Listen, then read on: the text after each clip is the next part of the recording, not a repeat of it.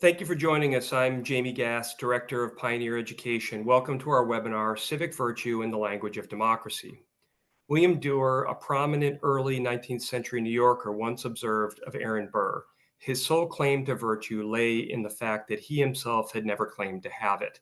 Today, sometimes it feels like we're living in Aaron Burr's empire of treachery rather than the virtuous republic the framers and our founding documents articulated. Adams, Jefferson, Madison, and Hamilton disagreed on many things, but they all agreed on this. First, that the American constitutional government ultimately rested on the civic virtue of the people. And second, that Aaron Burr was an ambitious scoundrel and a dangerous usurper of the public trust.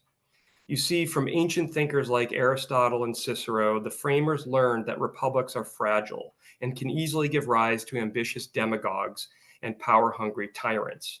This is why they sought a different path forward. In 1787, Thomas Jefferson wrote to St. John de Crevecoeur, "American farmers are the only farmers who can read Homer." Here, Jefferson isn't merely being jingoistic. What he was saying was this, that in the local communities, Americans were grounded in the classic literacy that connected them to ancient ideals of civic virtue. That is to say, democratic self-government requires some degree of education and self-sacrifice. Statesmanship and citizenship alike often demand a strong commitment to putting duty to country ahead of personal ambition. Drawing on the ideas of John Locke, Montesquieu, and Adam Smith, the framers also formed a large modern commercial republic with a constitution based on ambition checking ambition.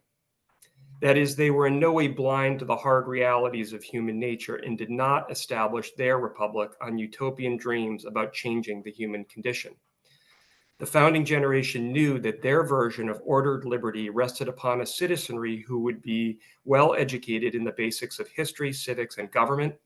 As John Adams wrote in the 1780 Massachusetts Constitution he drafted, "Wisdom and knowledge as well as virtue diffused generally among the body of the people, being necessary for the preservation of their rights and liberties, and as these depend on spreading the opportunities and advantages of education." A product of Enlightenment thinking, here's the clear and unmistakable language of civic virtue.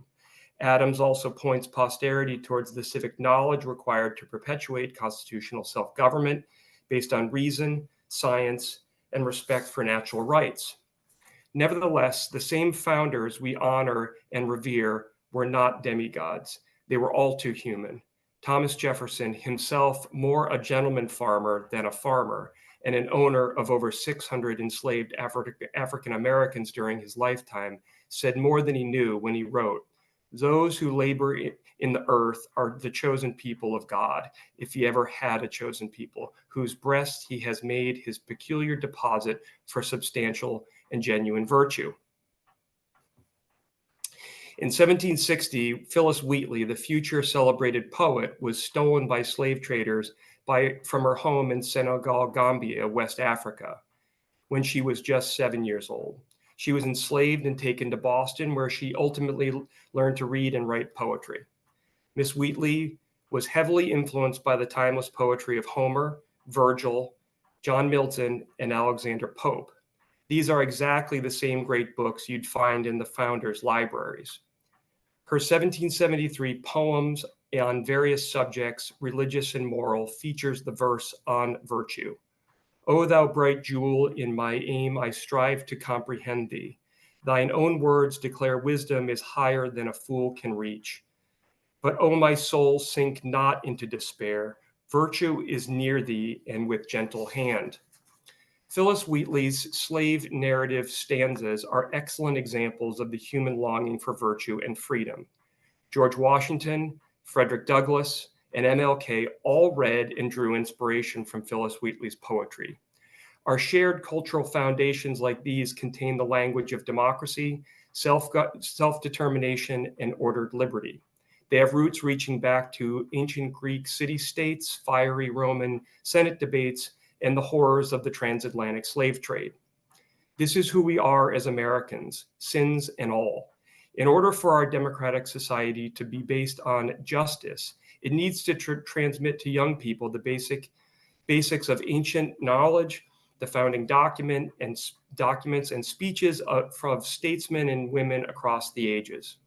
In my view, this is the inheritance we owe our school children. It's also the duty we owe to our country and posterity.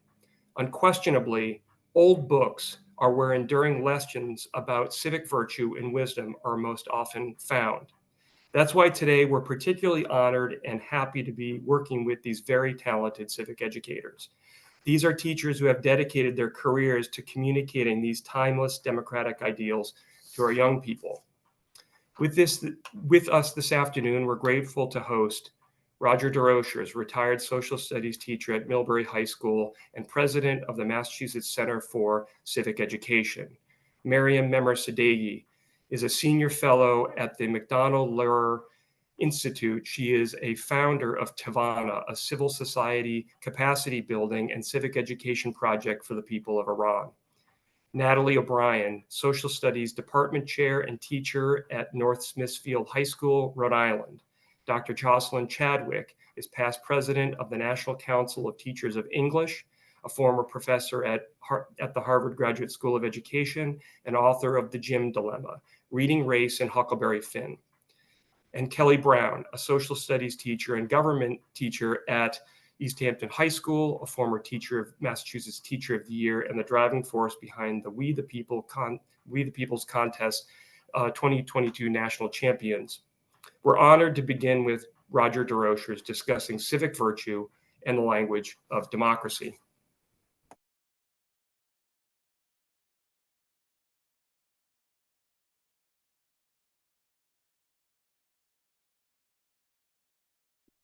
Thank you very much, Jamie, and thank you for Pioneer Institute and their interest in civic education. So we'll start off today with our opportunity to discuss, the issue of civic virtue. Typically, the civic education course that typically is introduced emphasizes the institutions and the principles of government. So if students in Massachusetts are receiving a civic education in the 5th, the 8th grade, and perhaps an elective course in high school, they would understand the 3 branches of government and address some of the major principles of government. However, what is often lacking is shamefully what the founders saw as an essential piece in preserving the experiment they created: a virtuous people. If the people were to govern, then they must seek to be virtuous. As you can see from the pictures, some of the virtues, of necessity. So where did they get these ideas? They were to get these ideas, primarily, from our ancient philosophers, mostly Greek and Roman. From the ancient philosophers, they would see unveiled by the Enlightenment philosophers. They might get from the Greek philosophers some of the values of democracy and the role of virtuous citizens. From Cicero and other Roman philosophers, the historians, they might see the elevation of what a republic, would look like. Young men throughout the 18th century were surrounded with an education whereby virtue was encouraged within the family, within their community, through their religion. Personal virtue was given to most young men. Benjamin Franklin, like many young men, were influenced by the golden verses of Pythagoras in the 18th century and Cicero's Tusculan disputations as well. Ben, at an early age, around age of 20, began writing a list of virtues that he felt he needed to improve upon. And each night he would self-examine himself about each one to reflect on how he did regarding each of the virtues that he believed were important. At first he had 12, And then at the suggestion of a friend, he added a 13th, humility. So as you can see from the chart that's there, he talked about temperance and silence, order, resolution, frugality, industry, sincerity, justice, moderation, cleanliness, tranquility, chastity, and humility. And each night, okay, would look at whether or not he was successful in each of those virtues. Over the years, he also would redo those lists as he sought to improve himself. George Washington, at the age of 16, chose to write out all 110 rules of civility and decent behavior in company and conversation. This list was put together by Francis Hawkins in 1640 and been passed down and was very familiar, okay, with young people. And he would write down every single one of these and would go through them and learn to improve himself, learn to have self-respect, but most importantly, learn to respect others. These provided details on etiquette, dealt with issues relating to how to dress, how to walk, how to eat in public, address one's superiors, etc. In many ways, historians believe that this may have contributed to Washington's lifelong recognition for his humility as well as his courteous manners that exhibited himself throughout his entire life. Thomas Jefferson also came up with 12 different statements that many of you, I'm sure, are familiar with, things that were also reflections of how to live one's life. We've all heard things like never put off to tomorrow what you can do today, never trouble another with what you can do for yourself. We would say other things as well in some of his other statements. Never repent of having eaten too little, or think as you please, and so let others, and you will have no disputes. When angry, count to 10 before you speak. If very angry, count to 100. And all of these other aspects that we have. It's interesting that as they learned more about their view on government from the ancient as well as Enlightenment philosophers, they came to realize that the purpose of government ought to be the pursuit of happiness. And this started to become even more impressive to them because now that they were approaching an age where all of a sudden the American Revolution would then provide them with an opportunity to establish a new government where the purpose of government would then become in their hands, the pursuit of happiness for its people. So in 1787, when they wrote the second Constitution, which we abide by today, the preamble of the Constitution would indicate how important it was with the 6 goals that they were writing, all of which were aimed at providing the pursuit of happiness for the country through the important goal of creating the pursuit of happiness for its people.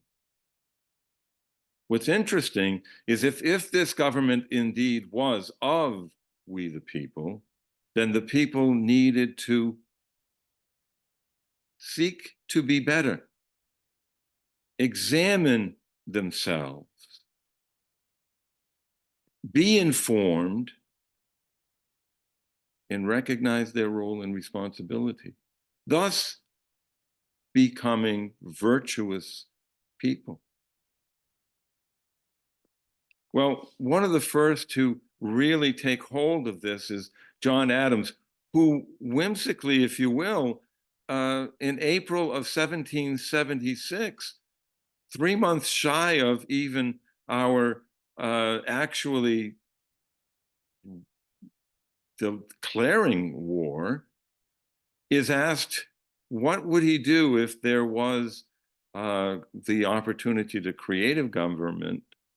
He sits down and writes what he thinks should be the role of government.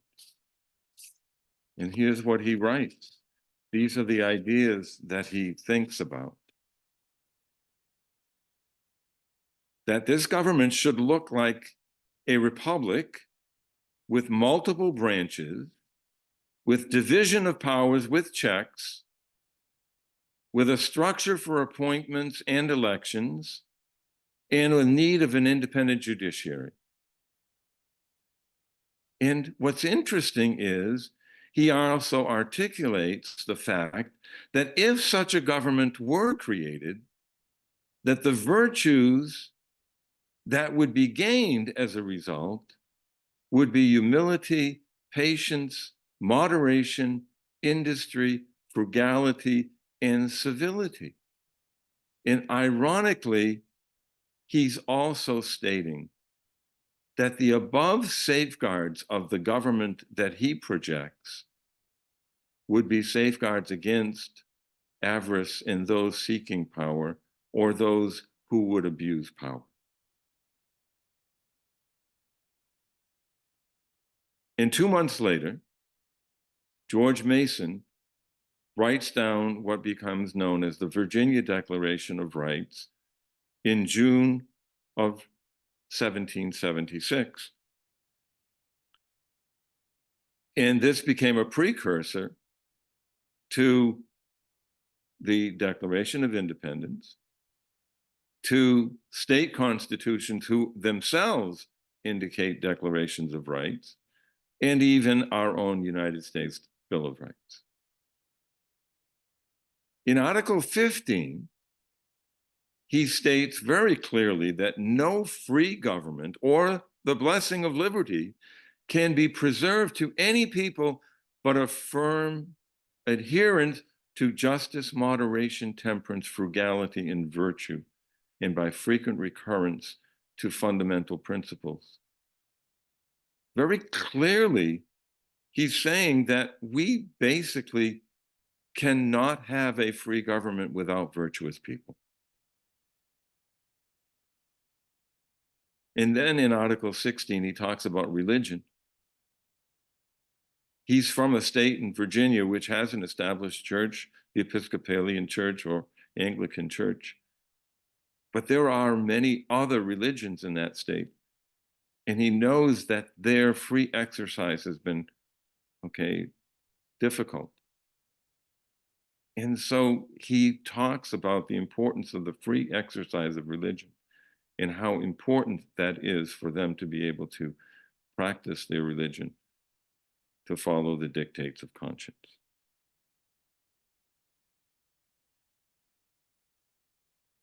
Quickly following all of this that's taking place at the Second Continental Congress is the fact that 5 people are put together to write a Declaration of Independence. John Adams and Benjamin Franklin, Robert Livingston are going to look at Thomas Jefferson and say, listen, you can write this, and they're there to help him out. And by July 4th, the signing is taking place, or they agree. But that second paragraph, we hold these truths to be self-evident. Evident why? Because everybody is aware through their attendance at church and through all of what they have been learning throughout the 18th century, that all men are created equal, are endowed by their Creator with certain unalienable rights, that are among these are life, liberty, and notice the theme, the pursuit of happiness, the very essence of what the ancient philosophers and the Enlightenment philosophers have been talking about, the pursuit of happiness.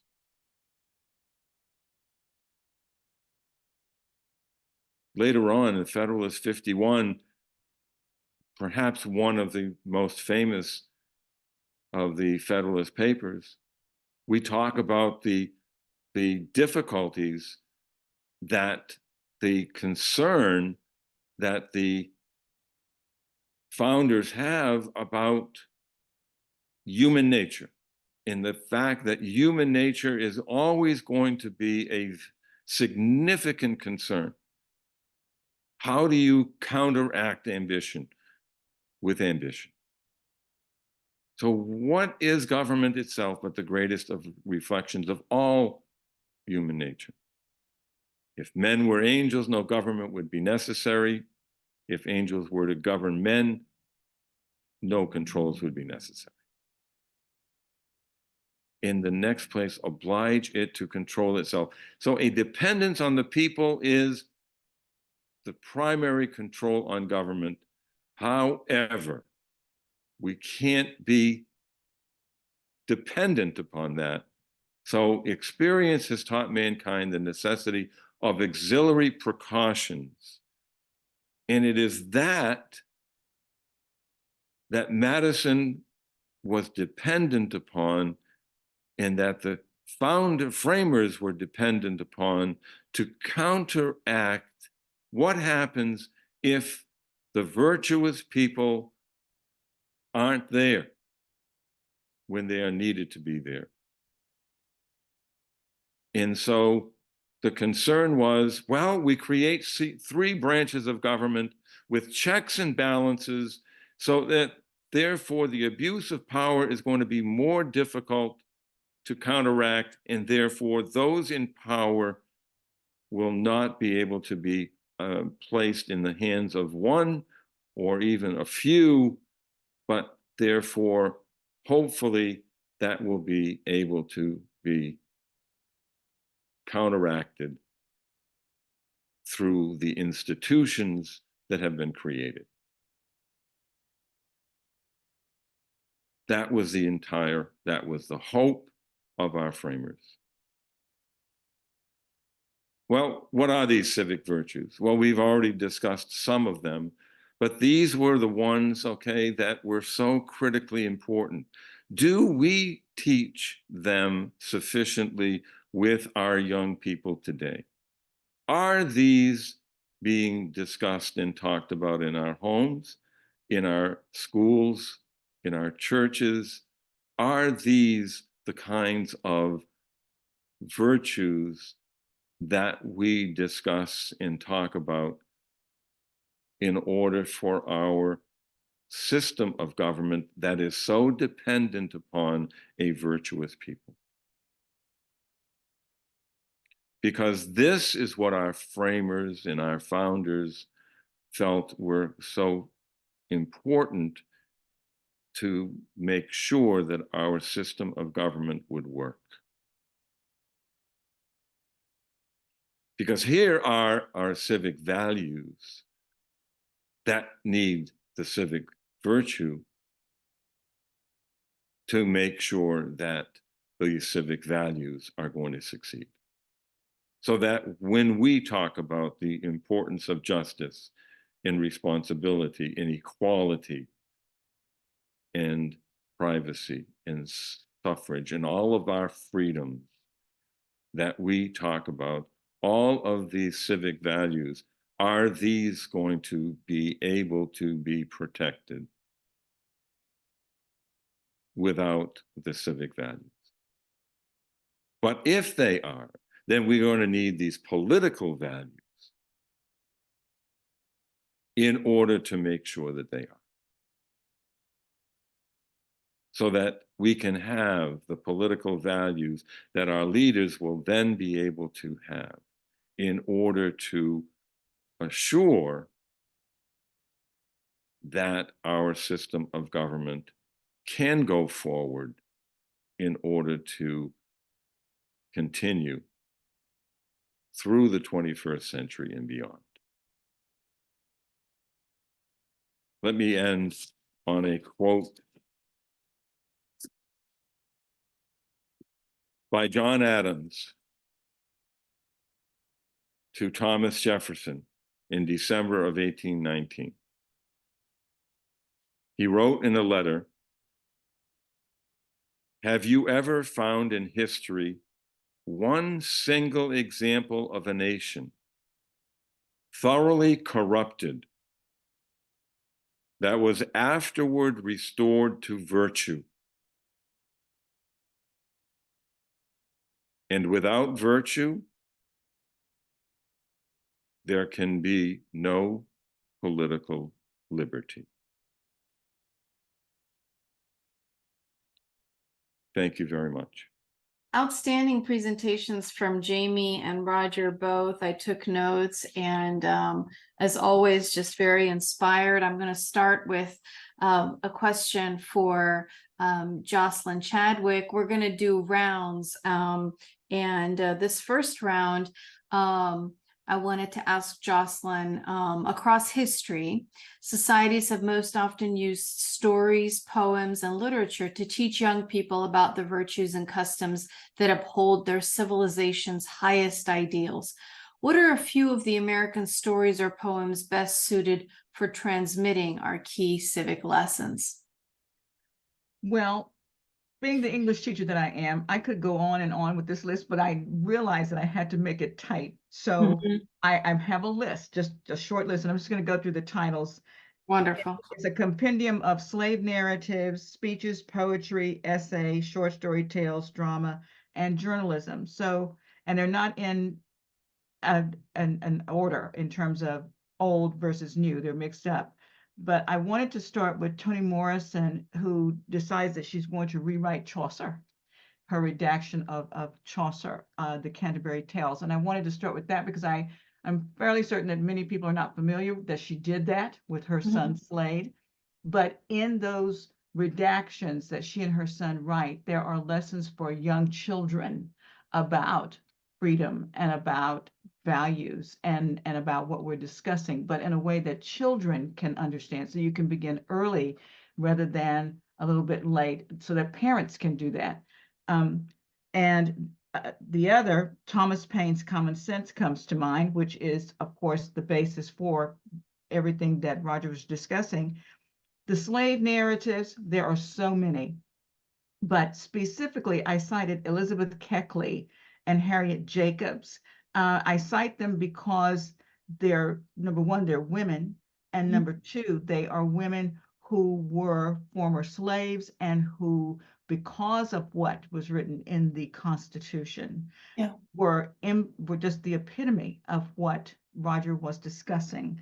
And Robert Frost, The Road Not Taken, the idea of we do have choices. We have choices to make. We have to either go one way or the other. And when one really reads that poem, we don't know which road Frost has taken. All he says is that he takes one and that's made all the difference. And it leaves the reader thinking, what difference was it? Was it a bad difference? Was it, and you know, some teachers, even when I was in school, they would say he took the best road, but that's not what he says. He says, I took the one less traveled by.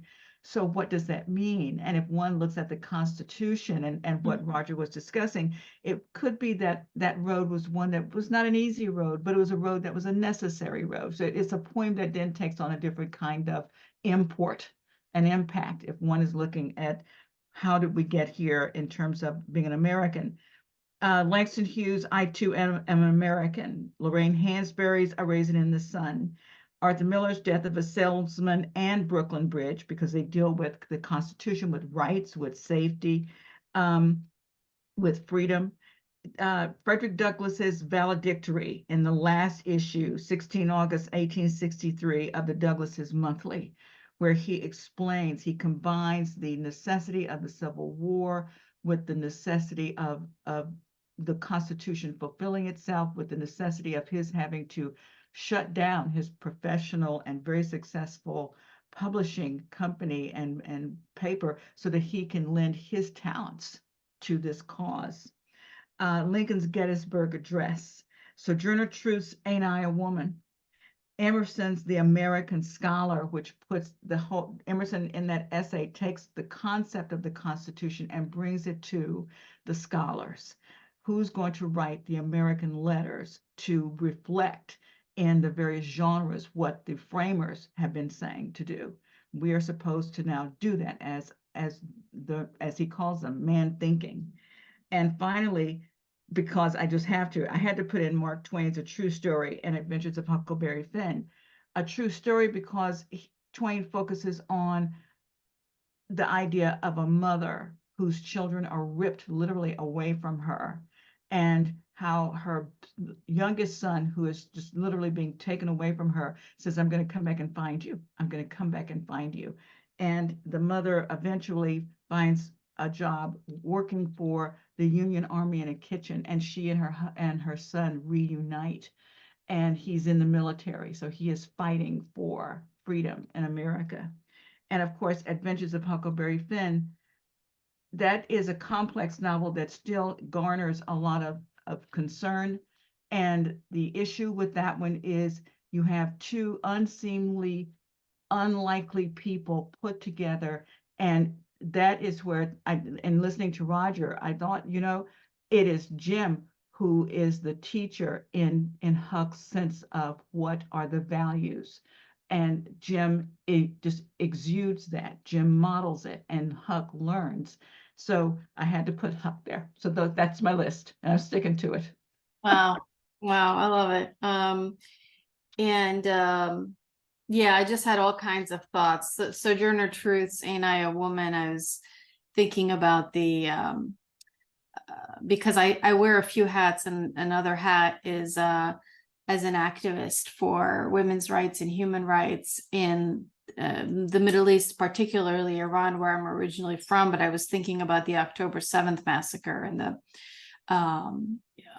in large segments of the feminist world, a lot of silence about that violence. I know it's a different kind of parallel, but no, it works. It really works.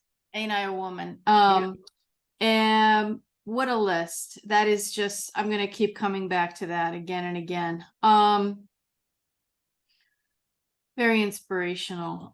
Kelley Brown, the founders wrote about the relationship between virtue, Republican government, and happiness.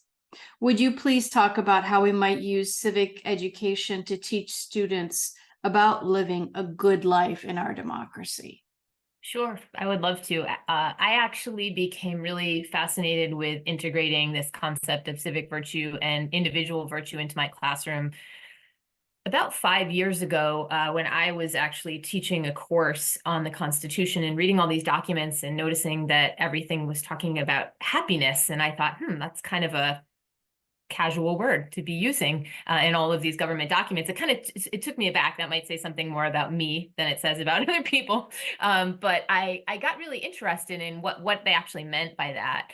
And so I started sort of going down this line of like, oh, this seems like a really important piece, and reading some of the classical texts and really looking into the ideas of what the classical text meant by virtue and how they connected it to like the concept of eudaimonia, which Aristotle talked about, and certainly Socrates, and even, as Roger mentioned, going back to Pythagoras and all of these ideas, these ancient ideas about happiness. And so to really kind of ground it in the classroom, one of the things I started doing was starting my civics class every year with a lesson on happiness. And we start by looking at like 10 virtues. And I ask my students to kind of do this little matching activity. And these are high school students, but do an activity where they actually come to define what these words mean that they probably are familiar with. And then I ask them to kind of weigh in their own personal life. What is something that you think, if you practiced it for the rest of your life, could help make you happy? What do you want to do better at, right? Which one of these things like courage, moderation, generosity, perseverance, responsibility? What's an example of a story where you did one of these things and it made you feel good? You felt content about it. And, what are 5 things you'd like to do better at? So, we start every semester like that. And I say to my students, we're going to learn about the institutions. But what I want you to understand is from the very beginning, when the founding generation thought about creating a country, they were at least talking about the idea that creating a country was about creating the conditions best to allow people to pursue happiness. And what that happiness meant, and I'll steal a line from Jeffrey Rosen, who just released a book called The Pursuit of Happiness, where he says, you know, when the founders were thinking about happiness, they were thinking about being good, not feeling good. And Yes. the idea of eudaimonia is about this, not that immediate sort of self-gratifying happiness, but the long-term, can I look back at my life and say, I've had a peaceful life in which I actually feel good about the decisions that I've made. And so helping students like unpack that on day one, and someone in the question box had said something about like, how do we break this down to students? And something I realized right away, and I teach 9th through 12th grade, is that everybody has something to say about this. And every young person has a story of when they've helped somebody or done something and they felt good about it, they felt proud about it. And every student recognizes that these are a pursuit and they're not an attain, you know, they're not something you reach and you're like, oh, generosity, you got that one. Now I can move on to the next. Because sometimes it's easy to be generous and sometimes it's not. And, you know, we think about how and talk about then throughout the entire semester, you know, one, what's something we want to work on? Two, you know, what are we seeing? So we study you know, we study the ancients, but then we study the founding generation and we talk about some of the founders and the framers. And we think like, okay, where did they hit the mark on some of these virtues and where are they missing the mark on some of these virtues? And so really thinking about that and grounding it, I've found has been incredibly engaging for students because virtue is really simply defined as about self-control. And everybody, a 5-year-old can relate to this idea of the feeling good of being in self-control, about reasons, decisions, about self-accounting, moderation, right? Everybody can relate to that. And it's funny because Jamie read a part of a Phyllis Wheatley poem in the very beginning, and I have another one that I think is really part, actually I think it's part of On Virtue, actually, the one that Jamie was referencing, but she wrote it, I think, when she was 12 or something close to that. And she says, attend me, virtue, through my youthful years. Oh, leave me not the false joys of time, but guide my steps to endless life and bliss. And so she's saying, as a young person, don't let me get caught up. This is Phyllis Wheatley. And I believe it's from the same poem that Jamie read from. If not, it's another one that has a very close title, like On Virtue. And she's essentially recognizing that it's very easy at a young age to toss away self-regulation because there's so much time in your life, but really recognizing that long-term goal of wanting to be in control. And so I'm just going to end with one, like this part of this question with one thing that I'm doing right now with my students. That's another, I think, really fun thing. My We the People students, we're actually doing a group read of Jeffrey Rosen's book of The Pursuit of Happiness, but we're doing a book group with a retirement community in our community.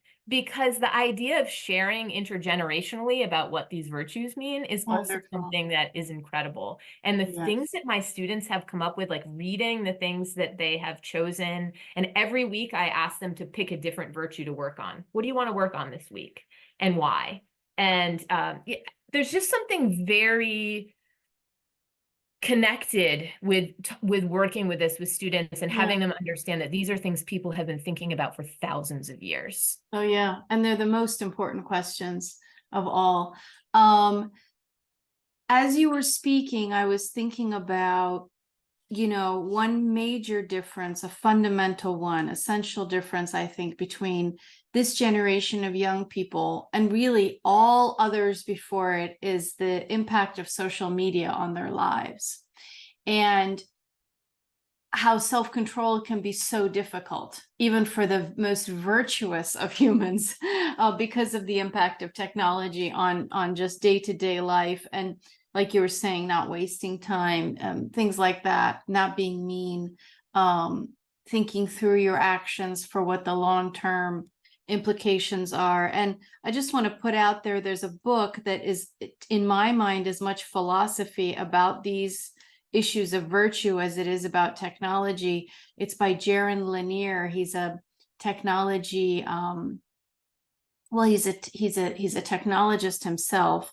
So he's a computer sciencey guy, but he's also a philosopher and a musicologist. And he's written a number of books that I think are really important. This one is 10 arguments for deleting your social media accounts. But really, I think it's a philosophical piece, and it's just excellent. Okay, Natalie O'Brien, when you're talking with your students about the founders and civic virtues, what are the lessons that they find most compelling and the primary sources you frequently draw from? Could you share those? Of course, thank you. I just wanted to highlight that behind me is one of these virtue cards that Kelley had spoken about that I introduced into my classroom this year. And I thought it was an excellent exercise, and the students were very engaged. And these conversations are just so great to have in the classroom because it transcends beyond just like the teaching of civics or key content knowledge that they need to know. Like, we're also trying to inform good people who can make the right choices and think beyond like their present moment and you know, their individual needs that they think are paramount and above all else. And that's why going back to the founders and looking at some of those key documents, I think my students can really connect with. We certainly start the year by talking about classical republicanism and civic virtue and how important it is to try to create a society that or attains to achieve the common good. But clearly this is not an easy task, because that idea might also be companion to the idea that people are self-interested, right? And seek individual rights for themselves rather than what's best for the community.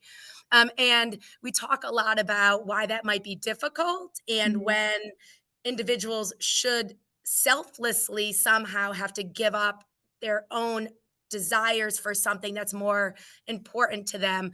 And when I was speaking to the students today about, okay, so what documents do you think I should bring in, right? Because I want to hear from them on the forefront about some of these conversations that we're having.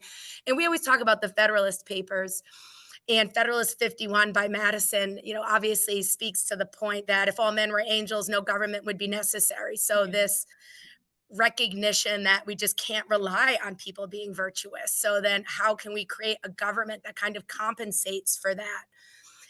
The Declaration of Independence is just a document that as a classroom teacher and maybe as a society, we should go back to again and again. I think earlier in history, July 4th was a lot more about that text and what it meant than it maybe is today. But being in the classroom, we can remind students about its importance, and just the words at the end, I think, are just always so thoughtful. When it talks about how they are pledging their fortunes, right, and their sacred honor for this cause, right? Like, just imagine what that meant, not just about potentially not winning the revolution or committing treason, but how much your honor meant to you and how much it required of people to risk in order to achieve what type of government we have here in America. And that thread of what we need to do as a people, right? Because it is about we the people. The preamble is certainly another document that I emphasize in my classroom. It is about what the people bring forward to help advance society. And another document that is a great one, MLK, I believe, was referenced earlier, but a letter from a Birmingham jail is just a really powerful one to speak to share with students and talk about, because it's not just about history. Certainly it has its place in the civil rights movement, but it's also a bit of an anthem on what it means to be a citizen and what our obligations are. And like, we need to recognize that as a people. And certainly everyone complains about government, but if government is the people, then we need to recognize that we have a role in it. And that can be really powerful for young people to see that they have a place in the story. And as educators, I think we need to be honest with the fact that it's not easy, that if if I have a cause and want to be an activist and want to make a difference, that's not going to be easy for me to achieve. So we need to really make sure that we're knowledgeable, that we understand government, that we understand our own willingness to make a change, and sharing our own, like not just the founding stories or historical narratives, but also I think our personal stories with young people can really make a big difference. Excellent. Yeah, and in Letter from a Birmingham Jail, I think the idea that you need to recognize that not everyone out there is good, and beware the moderate. You know, there are people who are going to try and look really virtuous, but they are actually maybe, in the case of the civil rights movement, the obstacle to be overcome, the people who tell you to slow down because they're actually not principled. And we have a question that I think maybe is a good question to put out there at the beginning. And that's, you know, about making the things that you're talking about accessible to students, pillars of civic life. And I think it's a good idea, maybe if after this, all of you, I'm sure you want to do this, would share with Pioneer Institute the resources that you're typically using, including your list, of course, your wonderful list, Dr. Jocelyn, so that people and other teachers in particular can use them. Okay, we're going to move to our second round. Natalie O'Brien. Famously, Abigail Adams wrote to John Adams to remember the ladies. Could you talk about some of the female profiles of civic virtue we should use to teach students about American heroines and the inequality they overcame? Yes, of course. For years, I taught a women's history class here at North Smithfield High School, and I loved it, and it was so exciting and empowering. That has, you know, kind of gone away at the moment, but there are just so many marvelous stories to highlight in your classroom about females making a difference. And just to add on to my other conversation or my other comments, James Lowen has an interesting book, I want to say entitled Lies My Teacher Told Me. And I do start off my year about discussing with students about why it's important to study history and what are the lessons that we can learn. And he says that you can learn from role models historically, but that we shouldn't put people up on pedestals. Like we should be highlighting people acting in virtuous ways, but not hiding the fact that people are innately flawed, right? So one of my heroes is Susan B. Anthony, and I love to just talk about her life story and talk about her act of civil disobedience in 1872 when she goes and votes in New York, and then she's arrested. And she gives this great speech, or she repeatedly gives this speech about, is it a crime? Like, is it a crime for a citizen to vote? And it's really powerful, and it connects back to the nation's founding, the preamble, the Declaration of Independence, right? So we keep going back to those like core values of our society. And she sacrificed a lot for females to have this right, to have a voice in their country. Mm-hmm. And she died before the 19th Amendment was ever ratified. So she sacrificed everything, didn't marry, right? Because that might have taken away some of her freedoms. So seeing the role that individuals play in progress is incredibly significant. Another quote from a letter from a Birmingham jail that's great is, progress doesn't roll on the wheels of inevitability. Sorry, right? Like people need to demand change. And it's okay to share that maybe there were some areas in which she fell short in being virtuous. And that might reflect the time period in which she was, but she did a lot to help people who are similarly situated in America, who weren't achieving the ideals that they felt that they deserved.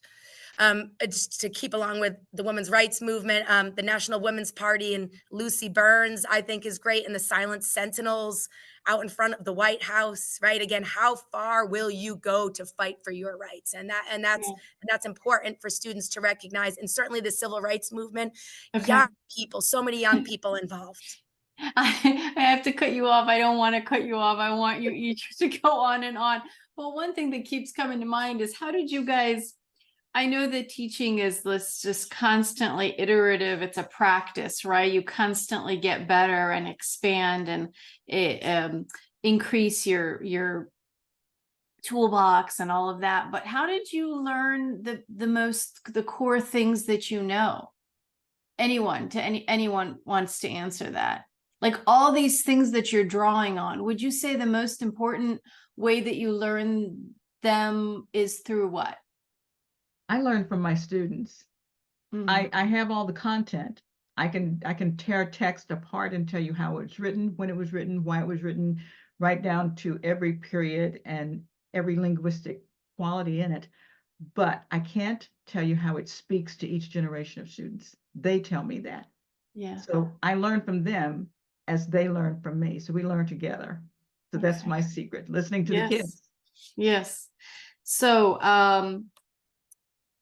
staying with you, Dr. Jocelyn Chadwick, as a Mark Twain scholar, would you please talk about the characters Huck and Jim and how Twain uses their relationship to teach us about finding common humanity and friendship in our democracy? Sure, and please call me Jocelyn. I hate Okay, doctors, but Jocelyn. okay, thank you. The novel, especially now, I think with so much, there seems to be this controversy of an either or. And what Adventures of Huckleberry Finn does with the characters of Jim and Huck, as Langston Hughes said, this was the first novel ever written, even before Uncle Tom, of a biography of a slave clinging to the hope of freedom. And what do you do? How do you do it? What does it look like? What does it smell like? What are the treacheries that occur? And that is what this book does with Huck and Jim. It's a very uncomfortable book. It's not meant to be a happy book. It's not meant to be a funny book. It has moments in it, but in so many ways, it has its tragedies and it starts off, for example, with a child who is not loved by his father. He's abused by his father. As Papin says, your grandmother couldn't read, your mother couldn't read, I can't read, and I don't want you to read. So he starts off as a child who is brought in as an orphan by two women to take care of him, not of his own blood. And what I like about Adventures of Huckleberry Finn with Jim and Huck is that Mark Twain scaffolds this book. So I'm always cautious of when folks say, yes, I read it, and I don't get it. I don't get why you think it's such an important book. In the very first section of it, in chapter 6, Huck and his father are totally immersed with this free professor from the North walking down Main Street. And when I work with students with this novel in particular, I ask them, particularly those students in the South, what would it feel like to you if you were a slave walking down a street where you knew people could kill you or take every right you have away, which you don't have because you're Black, and simply say, we're going to hang you? Would you then go down that street? And being an African-American woman, I can tell you there are parts of the South where I still go, and I am most careful about that. That goes through my mind. Am I alone? Do I have the cell? Is the car full of gas? All of that. And here I go, here goes the free professor, and he's talking. Twain has that professor talk. He's from the East, and he says, I can vote. I am a professor, and I speak several languages. And it infuriates Pap Finn. So immediately you have Pap Finn going back, recounting the story to Huck Finn, his son, whom he has tied up because he wants Huck's money. And so that then comes into Huck, that there are people who are Black who aren't slaves, and what's that about? And then Huck and Jim meet, and you have Jim, who's a slave, who decides that, yeah, I'm going to run because they sold my family. I want my family back. And as again, some students, even graduate students, have said, we just don't get it. We just don't get why he just didn't leave. And I would say to them, you truly don't understand. You don't understand. You cannot just simply say when you have nothing that you're going to get up and leave. There's no car, there's no bicycle, there's no nothing. There's river water. You can try to swim. Some did. You can cross vast parts of ice, which happens in Uncle Tom's Cabin. But the problem with running is what happens if you're caught. You might lose a foot, you might lose an arm, you might lose a finger, you might lose your life. You know, Yes. as I mentioned in that first short story, the woman literally saw each of her children ripped away from her, all of them. So it wasn't that kind of situation. And so when Huck and Jim meet, Jim is the one who says, I'm going to do whatever I can do to get my family back. And he becomes the father who has a conscience. He's the father who has morals and mores. He's the father who has rules and regs.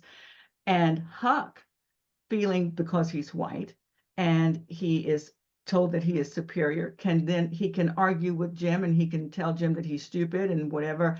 And Huck begins to find out that, as he says at one point when he loses the argument about Solomon and the decision of slicing the baby in two, Huck loses that argument, but he then says, you can't learn to argue. And Huck says that because he is angry that he has actually lost it. He's lost the argument because, as Jim says, when you have 1 million children, people don't think about slicing them up, which he's talking about white people. He says, well, when you only have 1 or 2, Jim has 2 children, a girl and a boy. He says they become very precious. So that's the very first lesson that Huck begins to understand, that he hates understanding.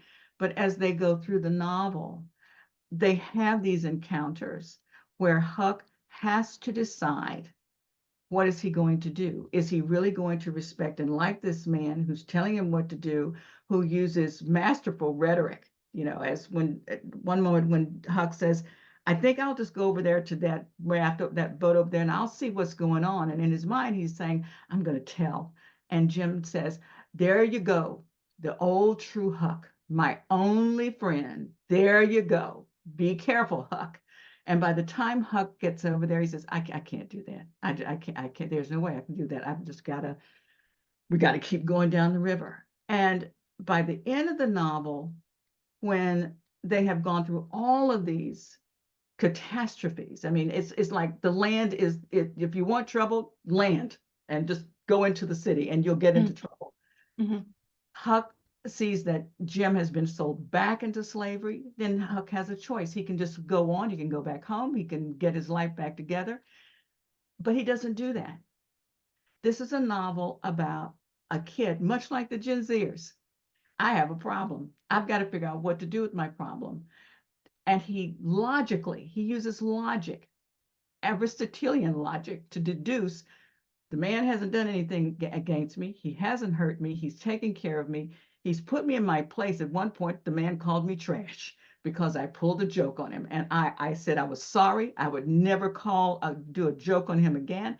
And from that point on, Huck doesn't use this racial slur anymore. Folks don't really recognize that in the novel until he is pretending to be Tom Sawyer. But by the time the critical moment occurs, after Tom has been shot and Huck says to Jim, you can go now, you go. I'm going to go back and get the doctor, but there's nobody around. Just leave, just get the heck out of Dodge. And Jim gives him his final lesson, but he also gives the readers a final lesson in what we're talking about, virtue and truth. Jim, whose sole decision and motivation has been to find his wife and to find his children, simply says, I'm not going to do that. I'm not going to go. I'm going to stay here and I'm going to take care of Tom, Master Tom, who caused this debacle of the running away. It was Tom.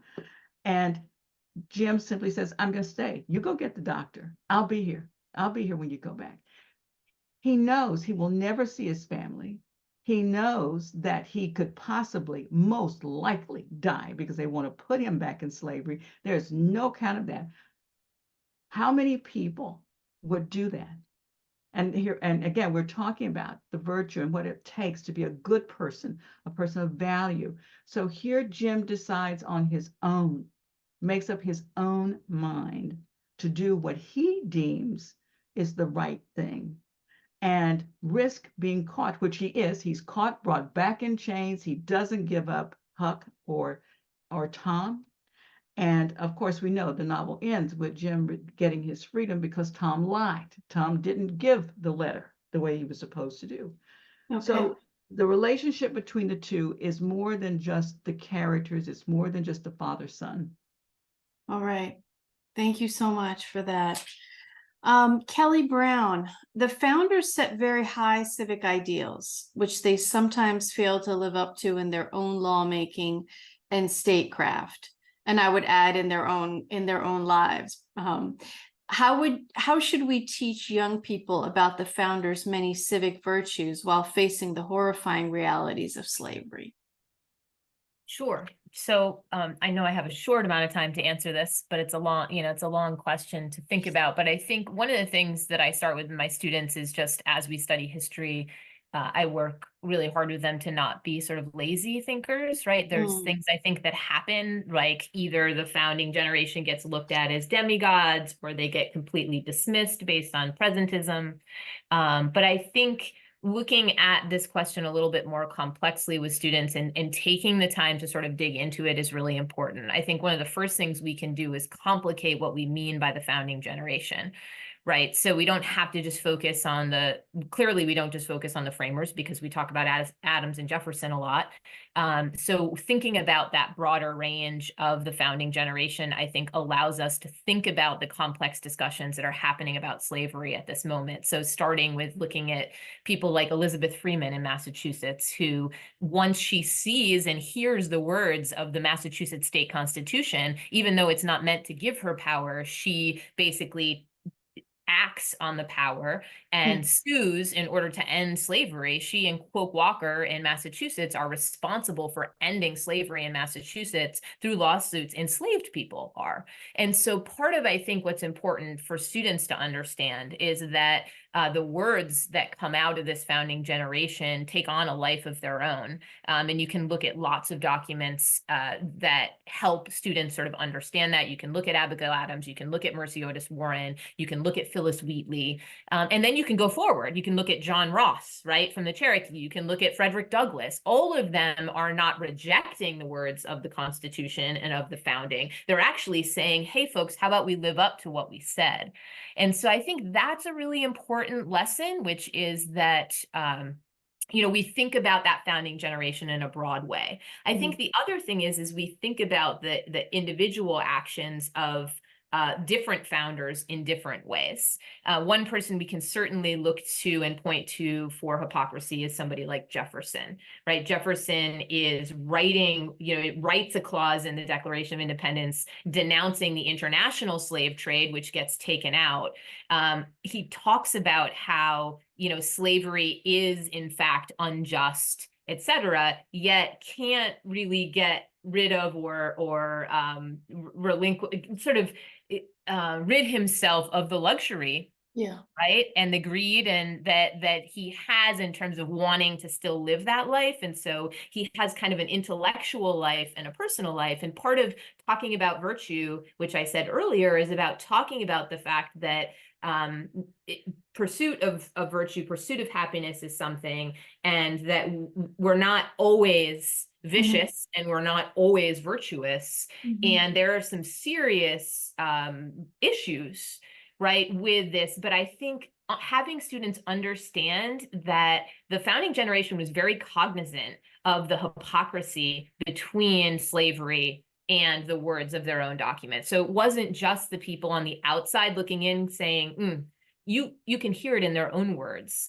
You can hear it in the words of Washington. You can hear it in the words of certainly of anti-slavery folks like Franklin, Gouverneur Morris, right, John Adams, who are actually talking about this and living it. And then you can also hear it in the slave owners themselves, people like George Mason, who's talking about how it is absolutely against the concept of natural law, yet ends up one of the largest, slave owners of in that particular time period. So I guess what I would like to say is just that I work really hard to have my students look at it as a really complex issue, one in which I do think there was a lot of failure. I think more could have been done, and it wasn't done.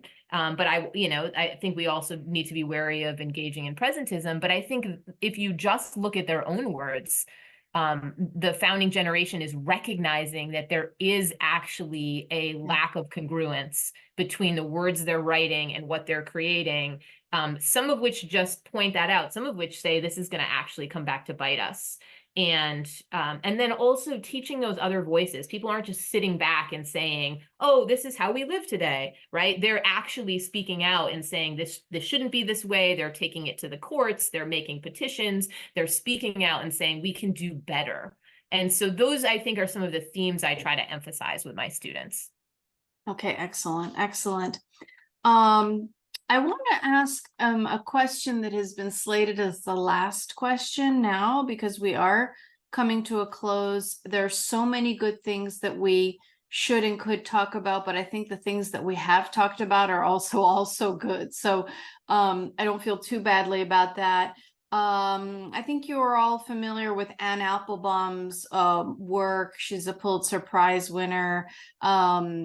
One of her most recent, she's got a book coming out soon, but the most recent one before that, Twilight of Democracy, The Seductive Lure of Authoritarianism, I really recommend to everybody. I'm originally from Iran, as I mentioned. We'll close at 3:14 p.m. So we do have a good bit of time to focus on this question.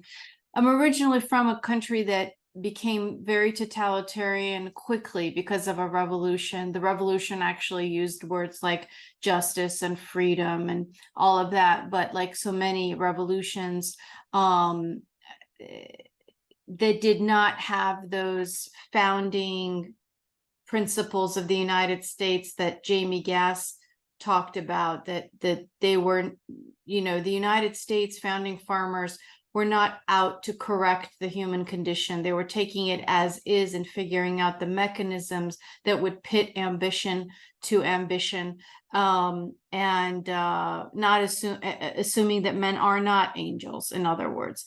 And so I constantly have this reference point of a totalitarian society, and not just how did it get to be totalitarian, but also how do you get a society to be not totalitarian. Roger Desrosiers mentioned a letter from Adams to Jefferson, I think, where he said, do you know of any society that lost virtue, basically, and then ever managed to get it back? So the question is, given the civic unrest in our country and internationally, and by civic unrest, I think we all know what we're talking about. A lot of polarization, a lot of animosity, people not speaking the same language with each other, the protests on U.S. college campuses and how they have been going. How should we be using lessons of American civic virtue and democratic values to contrast them with the rising authoritarian trends we see in the daily news?